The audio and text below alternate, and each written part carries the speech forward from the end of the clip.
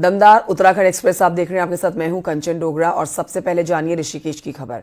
देर रात हुए सड़क हादसे में यहां उत्तराखंड क्रांति दल के पूर्व अध्यक्ष त्रिवेंद्र सिंह पंवार समेत एक शख्स की मौत हो गई है। ये बड़ी खबर आपको दे रहे हैं। त्रिवेंद्र सिंह पंवार और उनके साथ एक शख्स की मौत हो गई है। इंद्रवाणी बडौनी चौक के पास में सीमेंट से भरे हुए एक बेकाबू ट्रक ने कई गाड़ियों को टक्कर मार दी। हादसा रात करीब 11 बजे के आसपास एक वेडिंग हॉल के पास हुआ है और पुलिस के अनुसार हादसे में शेरगढ़ डोईवाला के गुरजीत सिंह की मौके पर ही मौत हो गई थी, जबकि गंभीर रूप से घायल उत्तराखंड क्रांति दल के पूर्व अध्यक्ष त्रिवेंद्र सिंह पंवार को एम्स में मृत घोषित कर दिया गया। घटना में कुछ लोग और भी घायल हुए हैं, इलाज इनका जारी है अस्पताल में।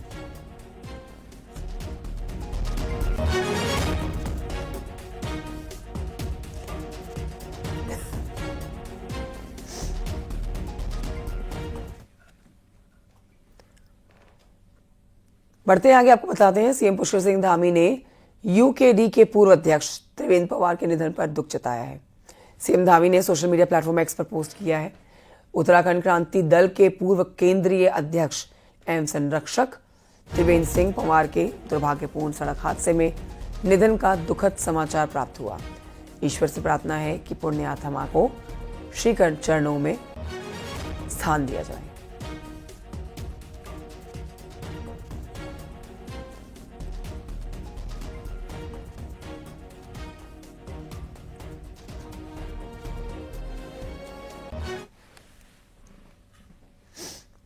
हरिद्वार के सिरकुल में माल से भरा हुआ एक कंटेनर अनियंत्रित होकर पलट गया।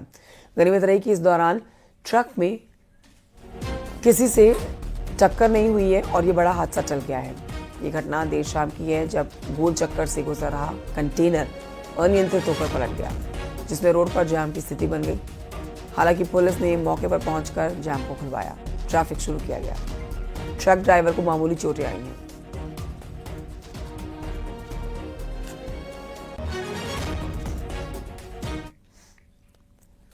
उधर कोटद्वार में ओवरलोडिंग के खिलाफ प्रशासन सख्त है। दरअसल शादियों के सीजन में प्राइवेट गाड़ी वाले क्षमता से ज्यादा सवारी गाड़ियों में भरते हैं।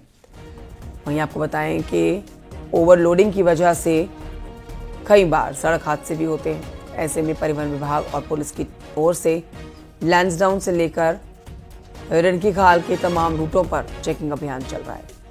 पहाड़ के रूटों पर हादसे की बड़ी वजह ओवरलोडिंग है। ऐसे में जिन गाड़ियों में परमिट से ज़्यादा सवारियां लेकर जाई जा रही हैं, उनके चालान किए जा रहे हैं। साथ ही प्रशासन कब बारात की बसों पर विशेष फोकस है।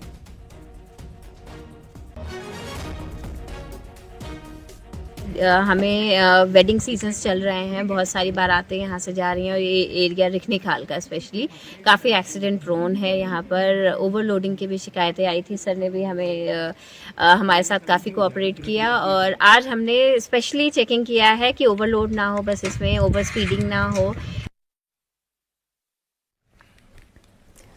पहाड़ में सर्दियों के मौसम में गुलदार के हमले भी अब लगातार बढ़ते जा रहे हैं। पिछले महीने ही 3 वर्षीय बच्ची को तेंदुए ने अपना निशाना बनाया और पिछले 5 साल में बागेश्वर जिले के ही 13 लोग मानव वन्य जीव संघर्ष के शिकार हो चुके हैं। इस दौरान 50 से ज्यादा लोग जख्मी भी हुए हैं। कई मवेशियों का शिकार कर चुके हैं ये बाघ। वन विभाग के अनुसार जिले में मानव वन्य जीव संघर्ष के अधिकतर मामलों में तेंदुए शामिल हैं। कई विभाग ने भी कई प्रभावित इलाकों में गश्त बढ़ा दी है और जगह जगह पर ट्रैप कैमरे लगाए जा रहे हैं।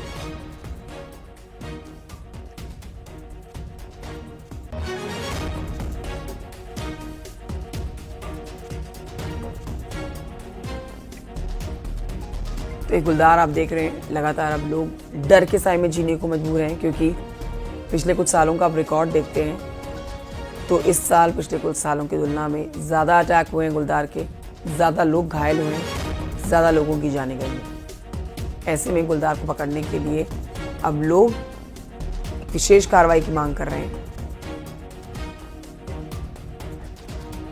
जब भी इस तरह के हादसे होते हैं तो लोगों का गुस्सा वन विभाग के ऊपर निकलता है, क्योंकि गुलदार को पकड़ने के लिए पिंजरे लगाने और गश्त बढ़ाने की मांग लोगों की तरफ से की जाती है, जिसे पूरा कर लिया गया है।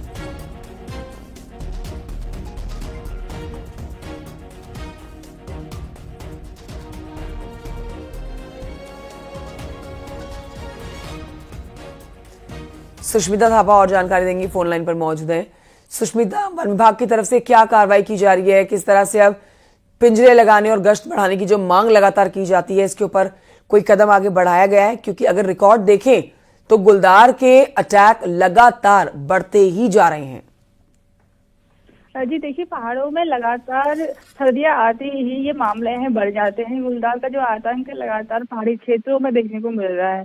अभी बीते कुछ महीने पहले ही बागेश्वर के स्थानीय उद्यान में एक 3 साल की बच्ची को भी गुलदार ने अपना निवाला बनाया था, जिसके बाद लोगों में काफी दहशत इस बात को लेकर कि गुलदार का आतंक जो लगातार बढ़ रहा है, उसका खतरा भी लगातार यहाँ पे लोगों पे बढ़ रहा है। साथ ही कई मवेशी भी हर दिन इस गुलदार का शिकार बन रहे हैं। तो जो वन विभाग है लोगों की शिकायतों पर जगह जगह गश्ती बढ़ा रहा है। साथ ही टीमें बढ़ाकर जो पिंजरे लगाने का काम है वो वन विभाग द्वारा किया जा रहा है। साथ ही लोगों को अलर्ट किया जा रहा है कि अपने आसपास जो झाड़ियां हैं उनको साफ रखें और जो अन्य तरह की जो सावधानियां हैं वो सभी ग्रामीण इसमें बरतें। तो लगातार हम पहाड़ों में देख रहे हैं कि लगातार जो गुलदार के मामले हैं वो बढ़ते जा रहे हैं। लोग इस आतंक से दहशत में हैं और लगातार हम देख रहे हैं इन मामलों के आने के बाद वन विभाग भी अलर्ट हुआ है और लगातार गश्त बढ़ा रहा है। शुक्रिया आपका सुष्मिता थापा जानकारी के लिए। बढ़ते आगे आपको बताते हैं, लैंसडाउन वन प्रभाग की कोटद्वार रेंज में 2 हाथियों के बीच में आपसी संघर्ष में एक हाथी की मौत हो गई। हाथी का शव कोटद्वार रेंज ऑफिस के पास के जंगल में मिला है। वन विभाग की टीम ने हाथी के शव को पोस्टमार्टम के लिए भेजा है। हाथी के शव को देखने के लिए लोगों की भारी भीड़ उमड़ पड़ी। डीएफओ लैंसडाउन का कहना है कि तस्कर हाथी के साथ संघर्ष में हाथी की मौत हुई है। हमें एक हाथी के मारे जाने की सूचना प्राप्त हुई थी, जिसके बारे में स्टाफ ने बताया है कि आपसी संघर्ष में इस हाथी की मृत्यु हुई है। उसके बाद हमारा स्टाफ मौके पर पहुंचा, एरिया को कॉर्डन ऑफ किया। उसके बाद वेटनरी डॉक्टर्स की टीम को हमने बुला लिया है और जो एसओपी का जो प्रोसीजर है उसके तहत इसका पोस्टमार्टम किया जाएगा और शव निस्तारण किया जाएगा। दिल्ली पहुंचे उत्तराखंड के सीएम पुष्कर सिंह धामी, जिस पर आपको अपडेट दे देते हैं। न्यूज 18 से भी उन्होंने बातचीत की है। सीएम ने केदारनाथ जीत पर कहा है कि मैं केदारनाथ की जनता का आभार जताता हूं। ये सनातन की जीत है, ये विकास की जीत है। कांग्रेस के आरोप पर उन्होंने कहा कि कांग्रेस हार के बाद ईवीएम पर ठीकरा फोड़ती है। इसको लेकर सेमीफाइनल उन्होंने बताया है। इस जीत को सीएम धामी ने कांग्रेस को यह भी कहा है, पहले ही सेमीफाइनल हार चुकी है कांग्रेस, अब फाइनल में तो पहले ही बाहर हो जाएगी। हमारे साथ है उत्तराखंड के मुख्यमंत्री पुष्कर सिंह धामी। धामी जी, केदारनाथ में आपने बड़ी जीत हासिल की है, क्या कहेंगे इस पे आप? देखिए, मैं सबसे पहले केदारनाथ विधानसभा के सभी देवतुल्य कार्यकर्ताओं को, उनके वहां के जनता को, सबको मैं आभार व्यक्त करना चाहता हूं। बाबा केदार को नमन करना चाहता हूं कि उन्होंने भारतीय जनता पार्टी की प्रत्याशी आशा नौटियाल जी को भारी अंतर से जिताया है। ये जीत हमारे प्रधानमंत्री जी के द्वारा जो श्री बाबा केदार में जो काम शुरू किए गए, नवनिर्माण, पुनर्निर्माण, दिव्य केदार और भव्य केदार बनाने की दिशा में जो तेजी से काम आगे बढ़ा है, ये उसकी जीत है। ये जीत सनातन की जीत है, ये विकास की जीत है और ये केदारनाथ समेत पूरे उत्तराखंड की जनता की जीत है। लेकिन कांग्रेस इस जीत को स्वीकार नहीं कर रही। उसका कहना है चुनाव में प्रशासन ने मनमानी की है। देखिए, वो कभी ईवीएम पर अपना जब हार जाते हैं तो ठीकरा फोड़ते हैं, कभी किसी और पर फोड़ते हैं। इसलिए सारी जनता जान रही है कि ये प्रचंड जीत है। ये उन्होंने कहा था सेमीफाइनल है, वो सेमीफाइनल में ही बाहर हो गए, तो आप ये समझिए कि फाइनल में उनके लिए अब कोई जगह नहीं। नगर निकाय चुनाव भी आने वाला है, बीजेपी कितना तैयार है? पूरी तरह से तैयार है। बीजेपी और सारे कार्यकर्ता, सारी जनता चाहती है जो सुशासन के काम चल रहे हैं, विकास के काम चल रहे हैं, हम समर्पित भाव से काम कर रहे हैं। सभी जनता का आशीर्वाद हम लोगों के साथ। शुक्रिया हमसे बात करने के लिए। ये थे हमारे साथ उत्तराखंड के मुख्यमंत्री पुष्कर सिंह धामी। वीडियो जर्नलिस्ट सोनू के साथ संदीप पांडे, न्यूज 18 दिल्ली। सीएम पुष्कर सिंह धामी कल शाम दिल्ली पहुंचे हैं, जहां पर सीएम प्रगति मैदान में चल रहे ट्रेड फेयर पहुंचे और उत्तराखंड पवेलियन का उद्घाटन उन्होंने किया। इस दौरान सीएम धामी ने उत्तराखंड पवेलियन में लगे स्टॉल्स का भी जायजा लिया। इसके साथ ही सीएम धामी ने सांस्कृतिक संध्या कार्यक्रम का भी उद्घाटन किया। इस दौरान सीएम धामी ने कहा कि उत्तराखंड की महिलाओं के द्वारा बनाए जा रहे उत्पादों की मांग लगातार बढ़ रही है। देश के साथ ही विदेशों में पहाड़ के उत्पादों की डिमांड बढ़ रही है। सीएम धामी ने कहा है कि सरकार राज्य की महिलाओं को सशक्त करने और आगे बढ़ाने के लिए लगातार काम कर रही है।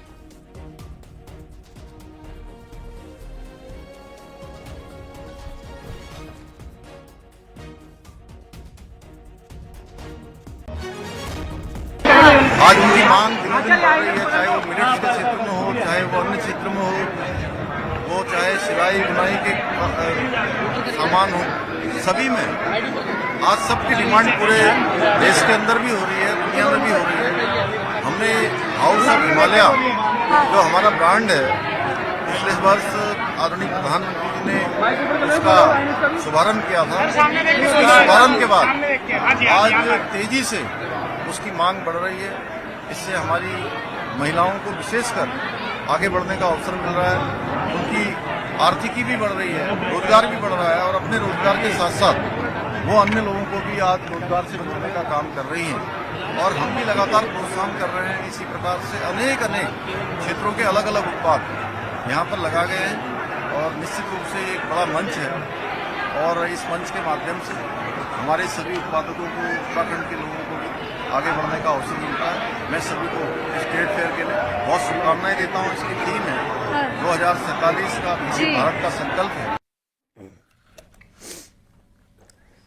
केदारनाथ उपचुनाव की जीत को भले ही 2027 के सेमीफाइनल के रूप में देखा जा रहा हो, लेकिन इससे पहले होने जा रहे निकाय और पंचायतों के चुनावों के लिए भी इसे बूस्टर डोज के तौर पर देखा जा रहा है। खासकर बीजेपी अब निकाय चुनाव को लेकर आश्वस्त नजर आ रही है। रिपोर्ट देखिए।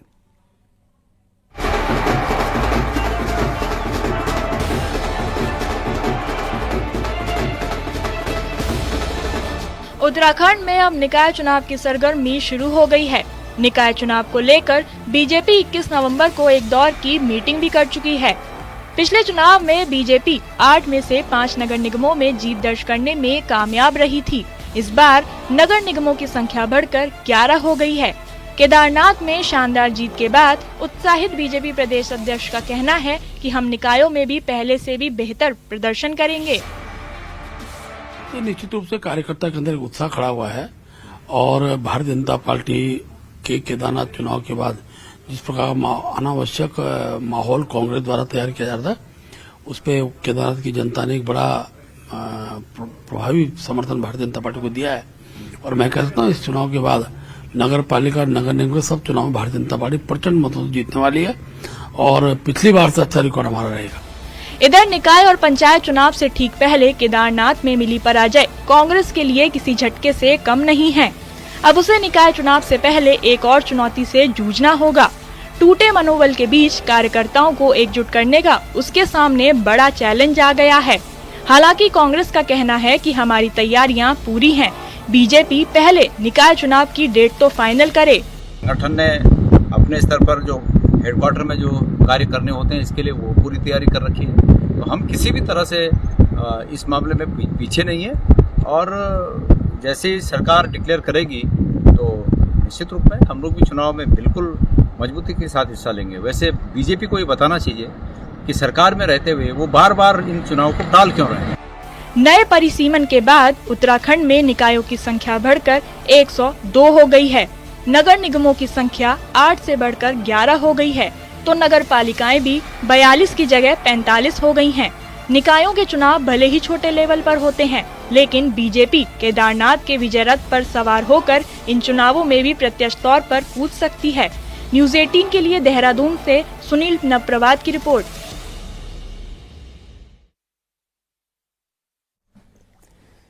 कोटद्वार पहुंचे पूर्व सीएम हरीश रावत ने केदारनाथ उपचुनाव में कांग्रेस की हार पर कहा कि सब समय का खेल है। आज समय बीजेपी के साथ है, लेकिन कल कांग्रेस के साथ भी होगा। हरीश रावत ने केदारनाथ में कांग्रेस की हार के साथ उत्तराखंडियों की हार बताया है। मैं एक बात बिल्कुल साफ तौर पर कहना चाहता हूं, इन चुनावों में कांग्रेस भले ही हारी हो, लेकिन कांग्रेस का उम्मीदवार के हार में मुझे इस बात का दुख है कि उसके साथ उत्तराखंडियत भी हार है, केदारखंडियत भी हार है। उत्तराखंडी सरोकारों की बात हमारे लोग करते हैं। जो व्यक्ति उन सरोकारों के लिए संघर्ष कर रहा है, मनोज राउत, उसको आप चुनाव में हरा देते हैं। कुमाऊं के चारों पहाड़ी जिलों को जोड़ने वाले हाईवे लंबे समय से खतरनाक बने हैं। चनकपुर पिथौरागढ़ हाईवे की राह में जहां पर स्वाला की पहाड़ियां रोड़ा अटका रही हैं, तो वहीं हल्द्वानी अल्मोड़ा हाईवे की रफ्तार को क्वारब की दरकती पहाड़ी ने धीमा कर दिया है। ऐसे में अब इस मुद्दे पर सियासत भी गरमा रही है। रिपोर्ट देखिए।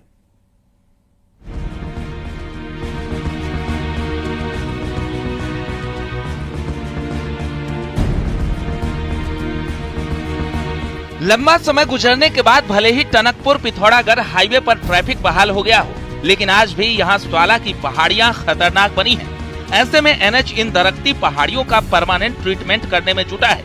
ये हाईवे बॉर्डर की लाइफलाइन माना जाता है। इसी के जरिए पिथौरागढ़ और चंपावत की लाखों की आबादी आवाजाही करती है। कुमाऊं के पहाड़ी जिलों की दूसरी लाइफलाइन हल्द्वानी अल्मोड़ा हाईवे है, लेकिन इस हाईवे पर क्वारब की दरकती पहाड़ियों ने कहर बरपाया है। ऐसे में विपक्ष को बैठे बिठाए मुद्दा मिला है।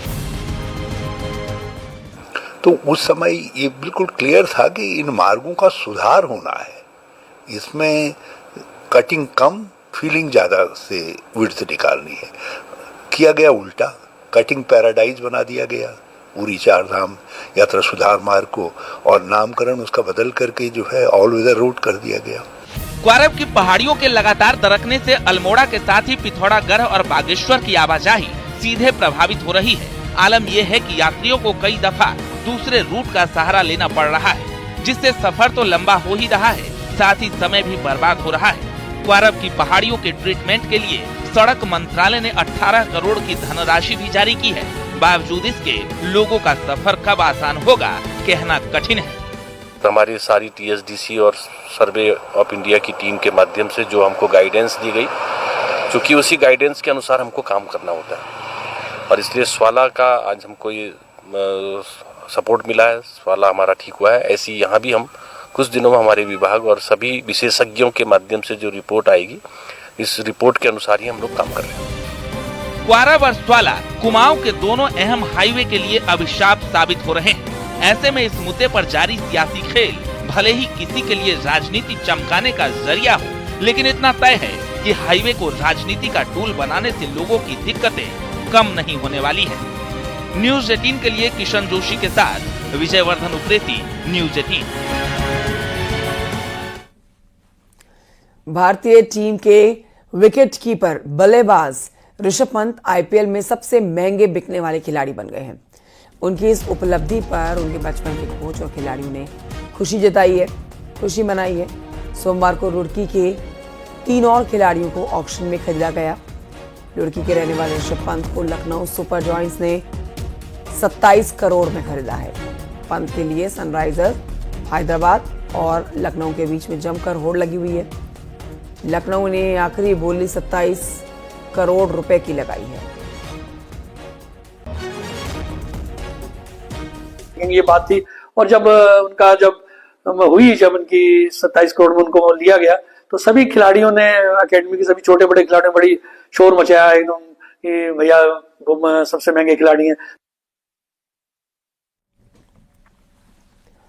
हरिद्वार की ज्वालापुर कोतवाली में बीजेपी कार्यकर्ताओं ने खूब हंगामा किया और पुलिस पर अभद्रता का आरोप लगाते हुए भाजपाई कोतवाली में धरने पर बैठ गए। कार्यकर्ताओं के धरने को समर्थन देने विधायक आदेश चौहान भी पहुंचे। थाने में हंगामा की सूचना पर पुलिस के आला अधिकारियों को मौके पर आना पड़ गया। एसपी ने विधायक और कोतवाली प्रभारी दोनों पक्षों की बात सुनकर मामले को शांत कराया।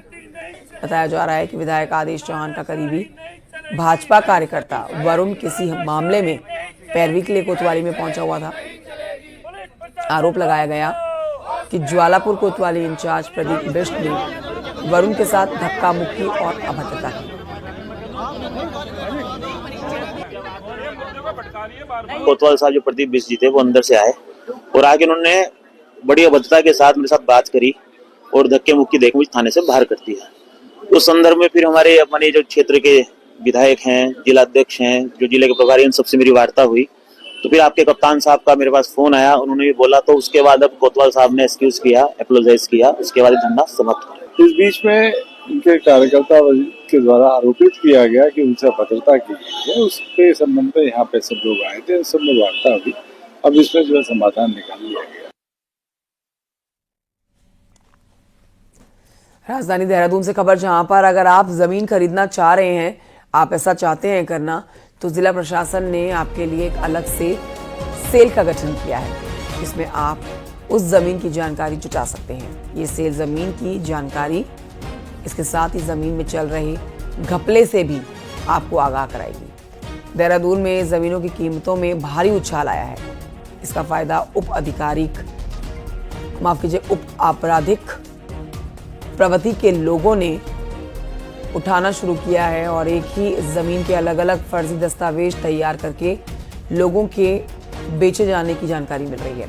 आलम यह है कि आज के समय में देहरादून के अलग अलग थानों में औसतन हर दिन 3 से 5 मुकदमे दर्ज हो रहे हैं जमीन फर्जीवाड़े से जुड़े हुए।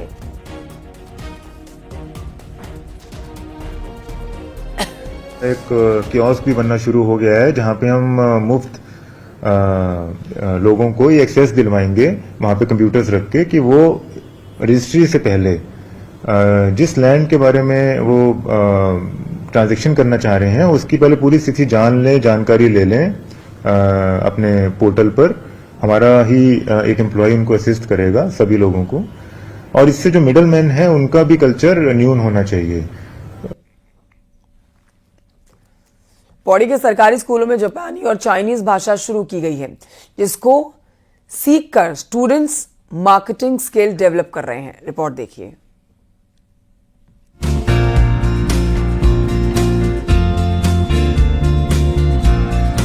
पौड़ी के पीएम श्री समेत 11 सरकारी स्कूलों में मार्केटिंग स्किल को डेवलप करने के लिए स्टूडेंट्स को जापानी और चाइनीज लैंग्वेज सिखाई जा रही है। 2022 में डीएम पौड़ी और दून विश्वविद्यालय की पहल पर शुरू हुई इस योजना में 373 स्टूडेंट्स को दून विश्वविद्यालय के एक्सपर्ट ऑनलाइन क्लास के जरिए हफ्ते में 3 दिन जापानी और चाइनीज भाषा सिखा रहे हैं। वहीं इस भाषा को सीखकर छात्र भी खासे उत्साहित भी नजर आ रहे हैं। ऐसे सेंटेंस बना सकते हैं, नी हाओ लाओ शिमा, यानी कि हेलो टीचर्स, या ऐसे बोल सकते हैं कि व्हाट इज योर नेम बोलते हैं तो नी शंती हाउमा बोलते हैं, और आप कैसे हैं तो मैं कैसी हूँ ऐसे बोलते हैं तो उसमें बोलते हैं वी मेशी कहते हैं। ऐसे हमने बहुत सारे वर्ड सीखे। क्लास 11th को अभी ये चाइनीज क्लास स्टार्ट हुई है। हमने अभी कुछ ही टाइम पहले स्टार्ट किया है इसे सीखना, और इसमें हमारे कैरियर के लिए भी बहुत ज्यादा स्कोप है, तो हमें इसे सीखने में बहुत मजा भी आ रहा है। हमारा मानना है कि शायद भविष्य में बच्चों को इससे ज्यादा फायदा होगा। बच्चे बाहर निकलेंगे, कुछ करेंगे, क्योंकि यहाँ पे तो जरा बच्चों के लिए कुछ है भी नहीं, और ये नया जो नवाचारी प्रयोग है बच्चों के लिए, ये बहुत ही अच्छा है, और बच्चे आगे जाके मार्केटिंग क्षेत्र में कुछ कर सकते हैं। डीएम ने बताया, विदेशी भाषा को सिखाने का मकसद छात्रों को मार्केटिंग स्किल को बढ़ाना है। इसके साथ ही छात्रों को स्कॉलरशिप देने से लेकर स्टूडेंट्स को ताइवान भी ले जाने की योजना बनाई जा रही है। अभी जो रिव्यू किया गया था तो उसमें उनका जो सिलेबस है या उनका जो पाठ्यक्रम है उसको वो कंटिन्यूसली करवा भी रहे, और साथ ही ताइवान के सपोर्ट से जो उन्हें फर्दर स्कॉलरशिप से या विजिट को लेकर के भी प्रयास चल रहे हैं। उम्मीद है इस भाषा का ज्ञान लेने के बाद जहां स्टूडेंट्स के विदेश जाने की राह आसान होगी, तो साथ ही मार्केटिंग के क्षेत्र में छात्र अपना दबदबा भी बना पाएंगे। न्यूज़ 18 के लिए पौड़ी से आलोक रावत की रिपोर्ट। बढ़ते आगे आपको बताते हैं, कॉर्बेट का डिकाला जोन 15 नवंबर से पर्यटकों के लिए खुल गया है। ऐसे में यहां जाने की पर्यटकों में होड़ लग गई है। डिकाला में ऐसा क्या है जो पर्यटकों को अपनी ओर खींचता है, देखिए रिपोर्ट।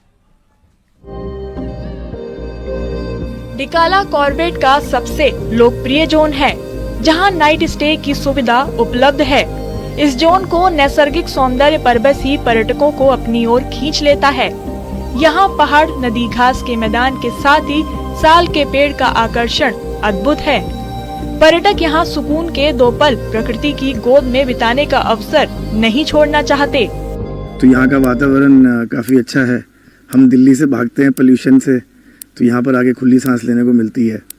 दूसरा, फिर आप यहाँ देखें पीछे जो मेरे इतना बढ़िया जो हैबिटेट है, पहाड़ है, रामगंगा रिवर है, ये आगे डैम है। अभी मैं 5वीं बार आ रही हूँ, तो सब कुछ ही अच्छा है। इट्स लाइक अलग अलग टाइप की फॉरेस्ट भी हैं, फॉरेस्ट है, ग्रासलैंड है, पार्क है उस तरफ है। चलो अभी तो बंद होगा, बट बहुत खूबसूरत है पूरा ही। कॉर्बेट प्रशासन का मानना है कि यहाँ के हैबिटेट में वाइल्ड लाइफ के दीदार आसानी से हो जाते हैं।